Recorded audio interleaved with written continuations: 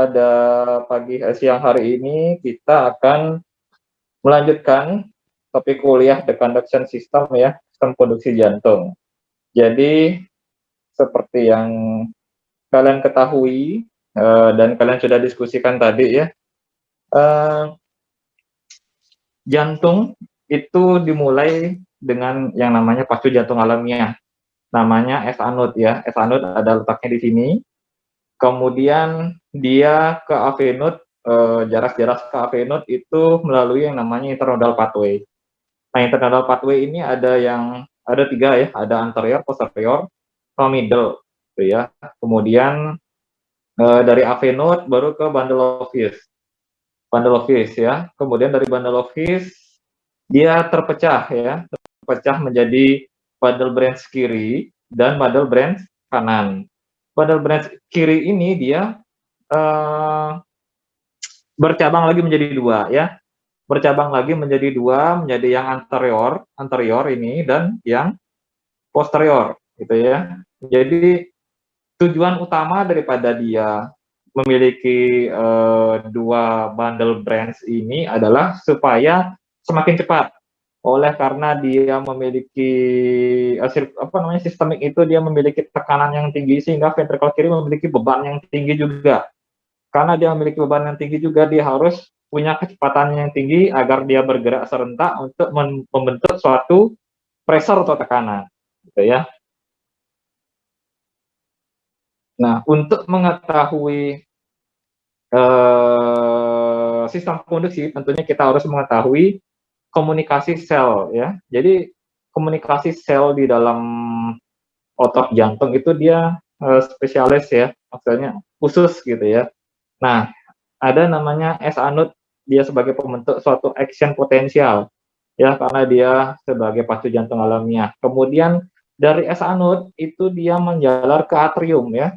Dari S-anode ke atrium itu dengan konduksi sel ke sel ya. Jadi ada namanya sistem konduksi sel ke sel dan ini memiliki gap junction yang banyak ya. Karena gap junctionnya banyak, akhirnya resistensinya juga rendah gitu ya. Jadi komunikasi antar sel seperti ini, misalkan di antar miosit seperti ini, dia resistensinya sangat rendah gitu ya. Dengan akibat oleh karena adanya gap junction yang banyak gitu ya. Ya, ini adalah masing-masing kecepatan daripada jaras-jaras atau sistem konduksi tersebut ya. Jadi bisa kalian lihat bahwa otot atrium dan otot ventricle ini kecepatannya kurang lebih setengah meter per second. Yang paling cepat di sini adalah Purkinje fiber ya. Dia dengan kecepatan 4 meter per second.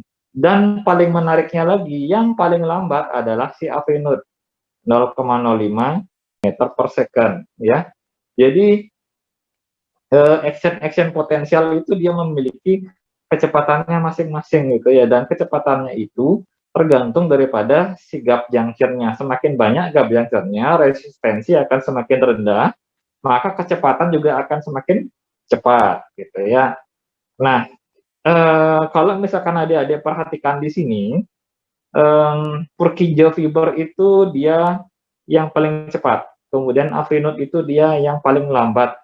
Nah, dia tetap bisa memberikan laju gitu ya, laju ke arah depan, tetapi dengan kecepatan yang lebih lambat daripada sistem-sistem konduksi yang lainnya. Itu si AV node.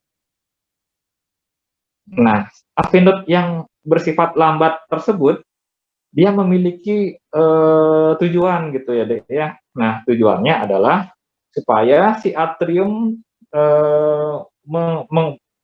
mengosongkan pengisian terlebih dahulu gitu ya. Jadi coba kalian bayangkan kalau misalnya atrium dengan ventricle berkontraksi berbarengan. Jadi darah itu kan dia bingung ya, ini saya mau kemana ya kok berbarengan. Nah, harusnya pada saat berkontraksi, si atrium berkontraksi, si ventricle itu masih dalam kondisi relaksasi agar aliran darah itu dia dari atrium ke ventricle. Nah, itu adalah pentingnya si AV node.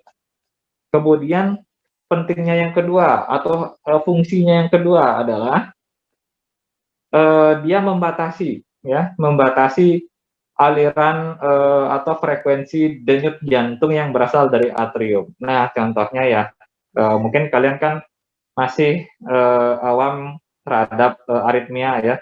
Jadi aritmia yang paling sering adalah atrial fibrilasi ya, AF ya.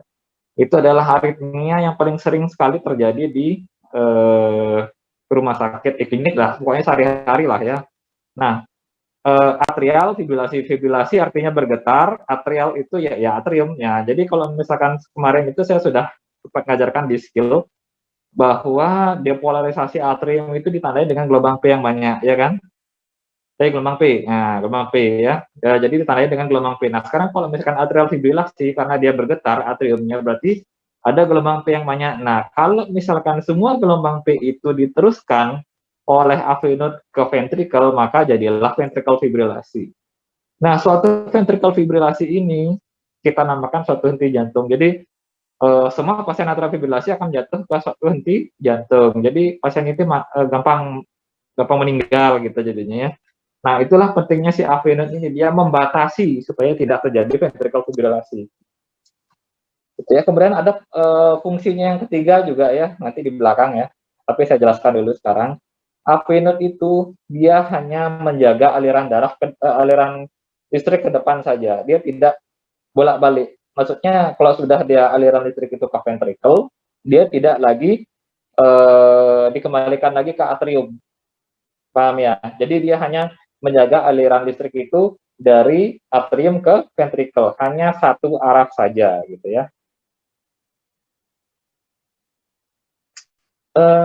Sistem konduksi yang dari jantung itu ya, dia yang saya katakan tadi si ventricle, terutamanya ventricle kiri yang memerlukan tekanan yang besar. Jadi tekanan yang besar itu harus dihasilkan oleh kerjasama. Nah, kerjasama dari mana? Kerjasama dari semua miosit, seluruh miosit harus serentak bekerja, harus berkontraksi bersama-sama. Nah, gimana caranya supaya berkontraksi bersama-sama? Maka kabelnya ya, kabel si Badel Briasnya itu harus cepat dan juga dia harus panjang gitu ya. Jadi harus bercabang gitu ya. Supaya serentak dia akan berkontraksi. Kalau misalkan berkontraksi secara serentak, serentak itu artinya terorganisasi dan masif ya, gitu ya. Kemudian terorganisasi masif. Nah, kalau misalkan dia berkontraksi berbarengan, maka yang dihasilkan adalah tekanan yang lebih besar, gitu ya. Nah, pada suatu kondisi, misalkan ya, misalkan oleh suatu infak, gitu ya, karena infak miosit kan mati ya, kardiak miosit mati. Kemudian ada juga sistem konduksinya bisa juga dia mati, kabelnya yang mati. Nah ya, kalau misalkan suatu kondisi infak, nah itu akan menyebabkan tekanan akan berkurang gitu ya, sehingga ejection fraction yang dihasilkan oleh jantung itu akan menjadi rendah gitu ya. Kemudian timbullah juga aritmia-aritmia yang lainnya. Ini adalah mekanisme bagaimana SA node bisa berkontraksi sendiri ya. Dia bukan berkontraksi, berdepolarisasi sendiri tanpa pengaruh dari luar. Dia memang dipengaruhi oleh sistem saraf simpatik, parasimpatik, tetapi dia memiliki sifat berdepolarisasi sendiri ya. Coba kalian lihat yang warna merah ini. Yang warna merah ini adalah resting potensial daripada SA node ya. Sedangkan yang warna hijau ini adalah otot jantung ya, otot jantung di ventricle ya.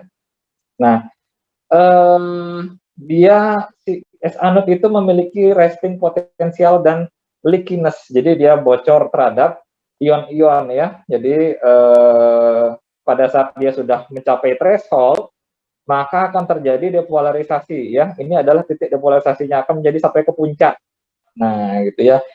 Kemudian apabila sudah sampai di puncak, maka si ventricle muscle atau di otot jantung ya, kita ngomong otot jantung aja, akan menjadi terdepolarisasi.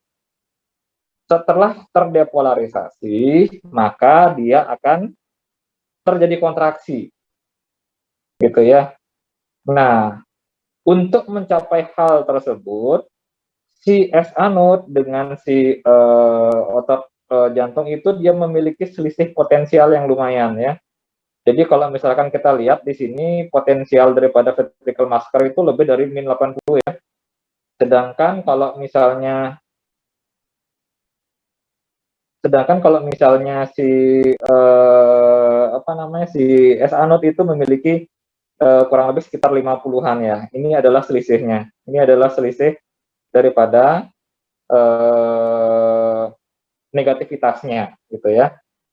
Yang si otot jantung itu lebih negatif lagi, sedangkan si SA node dia memiliki efek dia bocor terhadap ion ya. Dia bocor terhadap ion sehingga dia bisa merangsang dirinya sendiri untuk mencapai threshold.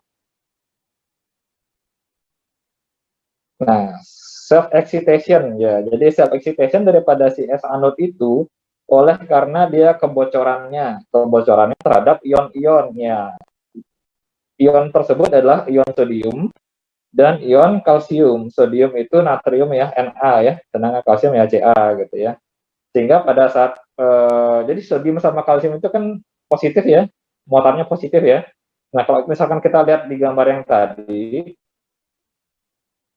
dia muatannya positif. Nah, coba kita secara rasional dari negatif kemudian Ca dan Na itu masuk ya, maka dia akan menjadi naik pada saatnya mencapai threshold dia akan terpolarisasi sendiri gitu ya. Jadi Na sama Ca bersifat positif sehingga dia akan menyebabkan si SA node itu mencapai threshold baru dia akan menyebabkan suatu depolarisasi. Ini saya menjelaskan mengenai fibrous tisu ya, lebih banyak fibrous tisu ya, sorry. Fibrous tisu ya. Jadi di sini kan AV node. Kemudian di sini fibrous tisu ya. Di sini adalah metronodal pathway ya. AV node di sini kan tugasnya menjaga tadi yang saya katakan aliran listrik itu satu arah ya. Jadi hanya dari sini ke sini saja. Jadi sifat daripada fibrous tisu ini yang warna merah-merah ini ya, itu dia bersifat sebagai insulator. Maksudnya bagaimana? Supaya aliran listrik itu hanya murni melalui AV node saja gitu ya. Hanya murni melalui AV node saja. Jadi tidak ada aliran listrik balik dari bawah ke atas atau dari ventricle ke atrium, itu tidak boleh. Tapi pada suatu kondisi di mana terjadi kelainan di AV node ya, namanya AV node dual fisiologi yang seperti itu akan menyebabkan suatu kondisi namanya takikardi supraventricle ya, supraventricle takikardi. Nah, mungkin just to know saja, tapi saya hanya mengaplikasikan ke klinis ya. Jadi kalau misalkan si AV node itu memiliki dua kecepatan, dia akan menyebabkan aliran listrik itu tidak satu arah lagi ya, tapi dua arah. Nah, sistem konduksi yang seperti saya katakan tadi, ya dia harus secara berbarengan untuk menghasilkan suatu tekanan. Nah, semakin banyak gap junction-nya, maka resistensinya semakin kecil. Sedangkan kalau misalkan gap junction-nya semakin rendah, maka resistensi akan semakin besar. Nah, itulah yang terjadi pada AV node ya. Di AV node itu resistensinya tinggi sehingga kecepatannya menjadi rendah gitu ya. Kecepatannya rendah itu disebabkan oleh karena gap junction-nya yang sedikit ya. Kemudian ada namanya Purkinje system ya, atau Purkinje fiber. Nah, Purkinje fiber ini dia yang paling cepat ya. Jadi kecepatannya itu kurang lebih antara 1,5 sampai 4 meter per second. Jadi fungsinya dia ya untuk mempercepat impuls supaya seluruh otot jantung itu berkontraksi, terutama si ventricle ya. Dan kenapa dia bisa cepat? Ya oleh karena dia memiliki permeabilitas yang baik ya. Jadi gap junction yang banyak, permeabilitas terhadap ion-ion itu akan banyak ya. Sehingga tentunya kecepatan itu akan semakin tinggi. Semakin banyak gap junction, kecepatan semakin tinggi ya. Nah, itulah yang dimiliki oleh sistem Purkinje. AV node atau AV bundle ya. Jadi dia pada suatu kondisi abnormal ya, yang saya katakan tadi, ada memiliki dua kecepatan. Jadi dua kecepatan yang saling berputar gitu ya. Nah, hal tersebut tentu saja akan menyebabkan gangguan daripada sistem konduksi ya, sistem konduksi. Yang hal ini yang kita sebut dengan supraventricular tachycardia. Sehingga untuk menyetopnya tentu saja kita harus memberikan obat-obat yang memperlama daripada sistem konduksi di AV ya, namanya AV nodal blocking agent ya, nanti mungkin dipelajari di farmakologi. Nah, fibrous barrier ini sudah saya jelaskan tadi ya, dia bersifat insulator. Insulator sehingga dia akan mencegah aliran listrik dari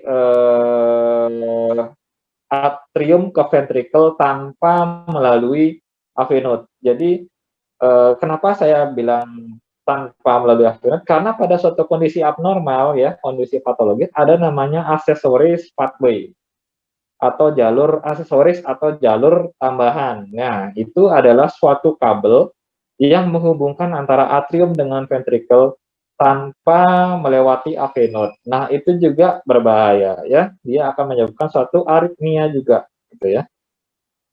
Sehingga inilah pentingnya fibrous barrier supaya aliran dari atrium tidak semuanya masuk ke ventricle.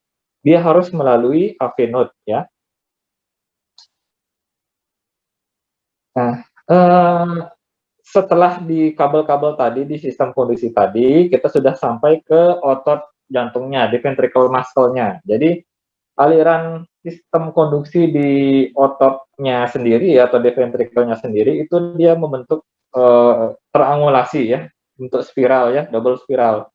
Jadi, dia tuh dimulai dari dalam dulu, baru keluar dari endokardial dulu, baru ke epikardial gitu ya, sehingga dia menyebabkan kontraksi itu dari dalam dulu, baru keluar secara angulasi ya, jadi berputar spiral gitu ya.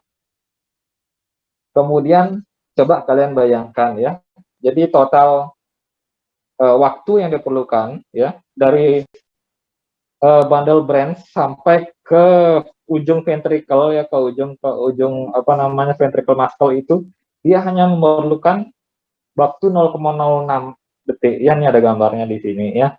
Jadi 0,0 ini adalah yang dari SA node ya, waktu pertama. Kemudian 0,3 ini adalah yang dari AV node ya. Dari AV node kemudian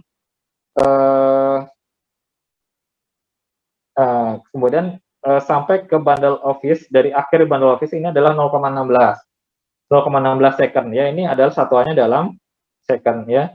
Kemudian dia sampai ke akhir atau ke ujung dari ventricular muscle itu adalah 0,22 second.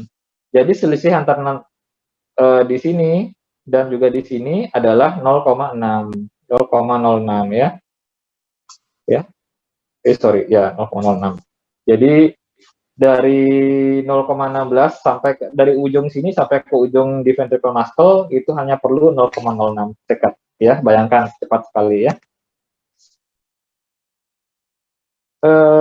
Seperti yang saya katakan tadi, jadi beberapa hal yang mempengaruhi, tetapi tidak jadi esanut itu kan dia memiliki sifat alamiah sebagai pacu jantung gitu ya, tetapi dia dipengaruhi juga oleh berbagai macam faktor di luar jantung ya. Jadi ada beberapa hal ya, faktor ekstrinsik daripada sistem konduksi. Yang pertama yang meningkatkan ya tentu saja stimulasi saraf simpatik.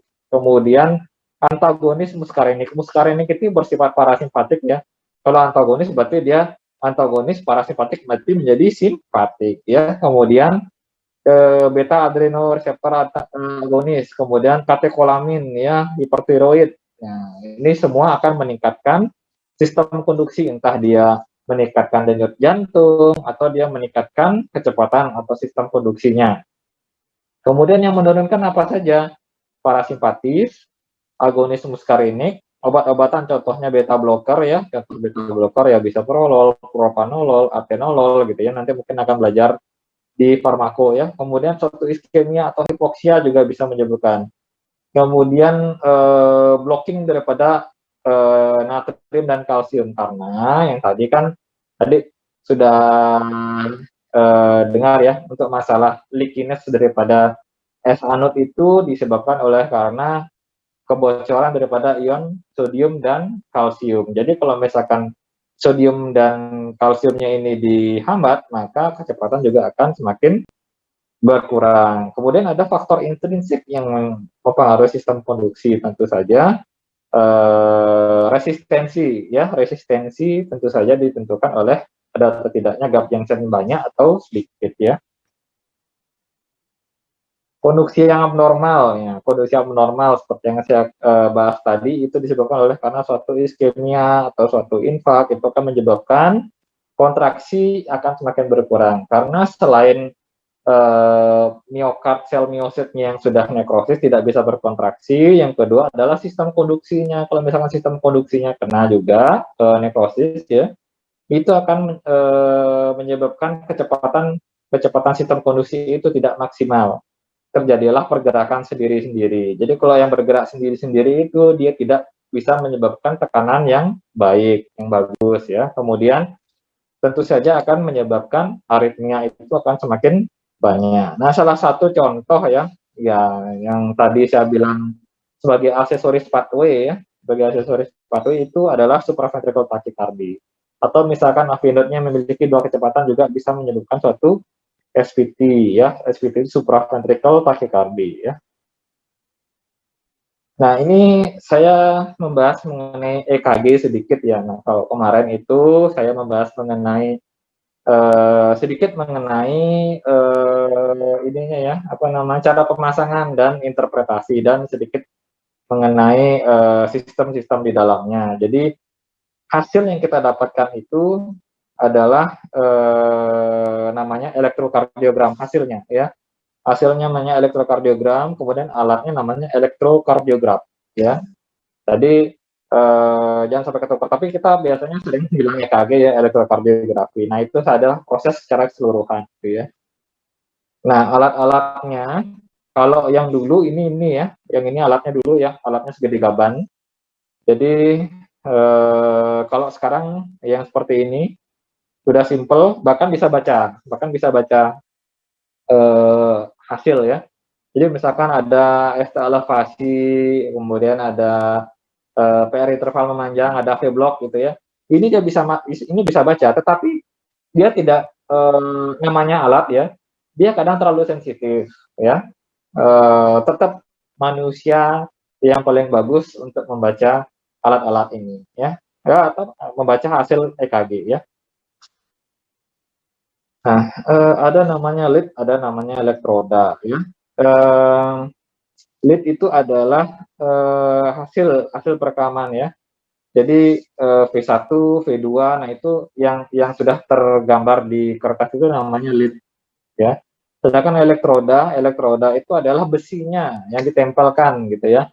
Jadi besok mungkin pada saat kita skill kita jelaskan yang mana yang namanya lead, yang mana namanya elektroda ya.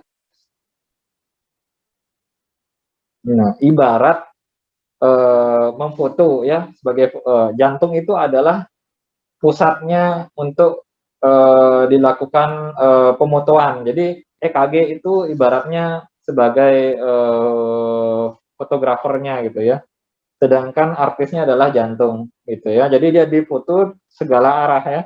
Dari sisi depan, dari sisi samping ya, dari sisi samping, kemudian dari sisi bawah nih sampai dia nyulup-nyulup gitu ya, dari posisi bawah. Nah, itu cuman hiasan ya. Jadi supaya kalian mengerti bahwa EKG itu dia mencoba mengambil dari semua sisi sehingga yang kita cari adalah listrik ya. Ya, jadi yang kita cari adalah listrik jantung, tetapi perubahan-perubahan listrik jantung itu biasanya terjadi oleh karena beberapa hal ya, salah satunya morfologi, kemudian oleh karena elektrolit, kemudian oleh karena kelainan sistem konduksi, oleh karena kelainan struktur gitu ya. Jadi hal itu akan bisa terlihat dari EKG gitu ya. Nah, jadi jangan salah, kalau misalkan kalian salah mengambil EKG, yang kalian dapatkan bukanlah hasil pemotretan daripada jantung, malah akan membahayakan diri Anda sendiri ya. Medis seluduk sama kambing, kambing, buffalo ya. Nah, standar EKG adalah 12 lead ya. Jadi sudah pernah saya singgung ya, sudah pernah saya singgung. Yang kita punya itu sebenarnya ada 6 lead dan 3 lead. Nah, cuman 6 tambah 3 kan hanya ada 9, tetapi ada yang bersifat bipolar. Nah, bipolar ini lagi 3 ya. Jadi hasilnya akan menjadi 12 lead totalnya. Nah, ini adalah yang bersifat bipolar itu. Jadi dia menghitung perbedaan potensial di antara dua lead ya. Jadi misalkan lead 1 ini menghitung perbedaan potensial antara tangan kiri dan tangan kanan. Sedangkan lead 2 dia menghitung perbedaan potensial antara kaki kiri dan tangan kanan. Jadi kalau misalkan kaki kiri kan namanya kaki itu kan AVF ya. Sedangkan yang tangan kanan itu adalah AVR ya. Jadi mungkin besok. Jadi ada juga lead 3 ini adalah hasil-hasil perbedaan potensial gitu ya. Jadi adalah tambahan lagi 3 lead lagi. Sedangkan ada juga yang namanya augmented ya, augmented. Nah, augmented itu potensial juga gitu ya, tapi dia bersifat unipolar ya, dia bersifat unipolar.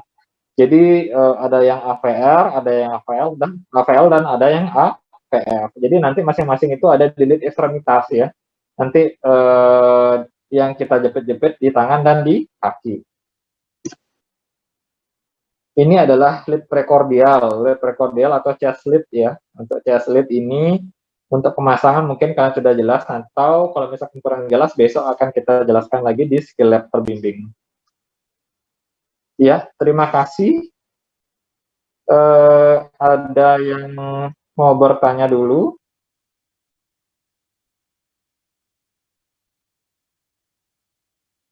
Waktunya masih banyak ya, 20 menit.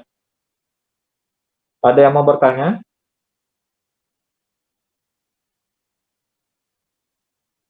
Masih bingung? Enggak ya, nggak bingung ya. Kalau misalkan sistem konduksi nggak bingung. Saya rasa kalian nggak bingung sama sistem konduksi, tetapi kalau EKG ya mungkin kalian bingung. Karena ini termasuk terlalu dini ya sebenarnya, semester 2 kalian sudah belajar EKG, tapi kalian nggak perlu khawatir, yang kalian pelajari sekarang adalah EKG normal ya, bukan EKG patologis. Kalau EKG patologis kalian pelajari nanti pada saat di semester 6 di internal medicine ya. Kemudian diulangi lagi di EKG emergency itu ada di critical care, itu semester 7 atau 8 ya. Jadi setidaknya kalian bisa memasang EKG dan interpretasi EKG normal gitu ya. Besok terbimbing ya. Ada pertanyaan? Agak gimana ya? Agak kaku ya kalau misalkan ngajarnya secara online ya. Biasanya saya sering nyeletuk kalau ngeliat kalian ngantuk. Kalau misalkan kayak gini saya nggak bisa dong periksa satu-satu kalau kalian itu ngantuk apa enggak.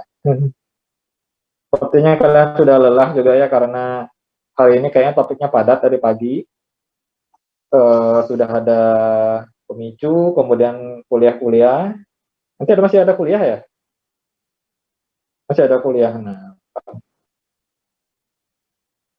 ayo kalau ada yang belum jelas silahkan ditanyakan, waktunya masih banyak. Di luar topik saya boleh juga deh menangi jantung kalau saya bisa jawab.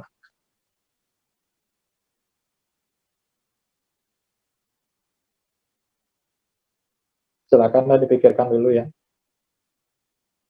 Saya kasih waktu kurang lebih 3 sampai 5 menit kalau misalkan ada pertanyaan.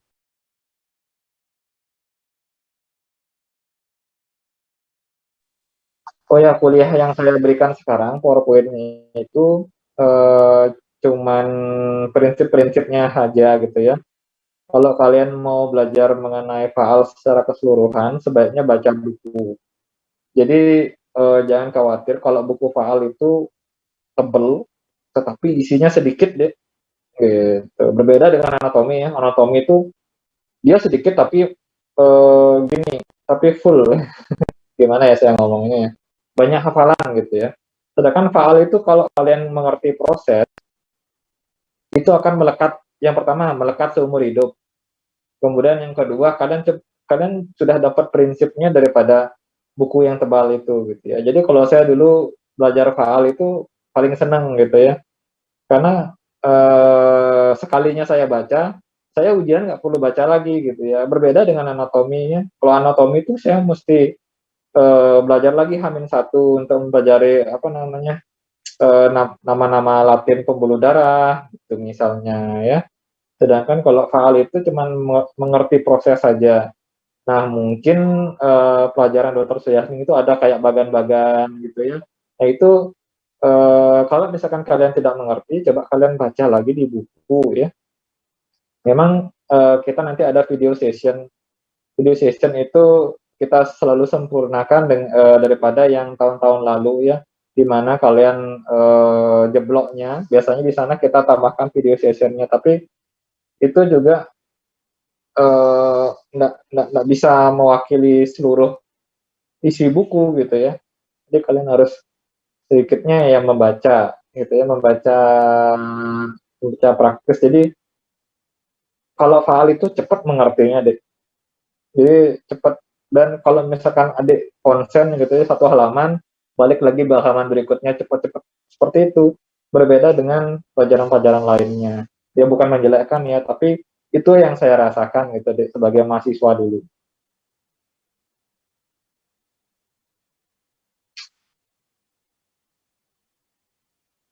Silakan kalau misalkan ada yang mau bertanya.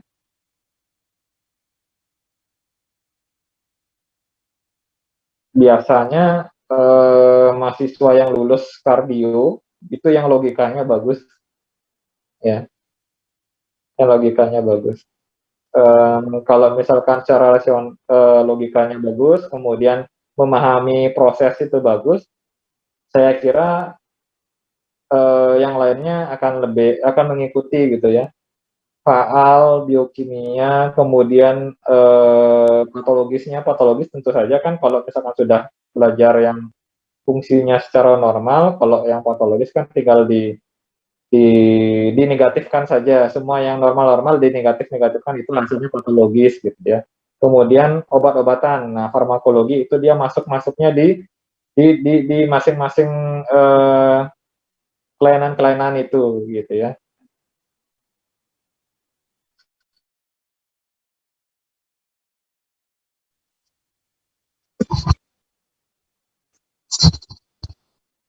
Ada lagi pertanyaan? Sorry tadi saya ada terputus.